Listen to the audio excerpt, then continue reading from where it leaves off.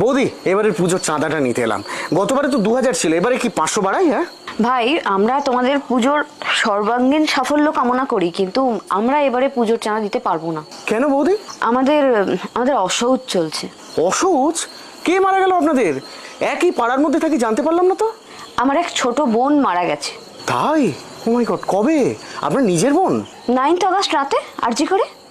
সে শুধুমাত্র এখন আমার বোন না, সে এখন সবার বোন, সবার দিদি, সবার মেয়ে। আপনি ইয়ার কি করছেন বৌদি? অ্যামাউন্ট কমাতে হলে বলুন না, কমিয়ে দিচ্ছি, অসুবিধা নেই। আমি সিরিয়াসলি বলছি, এটা সামাজিক শোক, এটা রাষ্ট্রীয় শোক, ভুলো না কিন্তু। মানছি, কিন্তু এইটার জন্য দুর্গাপুজোর চাঁদা? আমাদের বাড়িতে কোনোদিন চাঁদা কমানোর দরকার পড়েছে বলেছি কোনোদিন? না তা না, তবে যতদিন না সুবিচার পাচ্ছি ততদিন এই অসহজ পর্ব চলবে। আর পুজোর আগে যদি আমরা সুবিচার পেয়ে যাই, তাহলে এই চাঁদার দ্বিগুণ টাকা আমি নিজে গিয়ে প্যান্ডেলে দিয়ে আসবো, কথা দিলাম। দেখুন, আপনারা তো লেখাপড়া শিখেছেন, আপনাদের মর্জি, যা ভালো মনে হয় তাই করবেন। এলাম। এসো।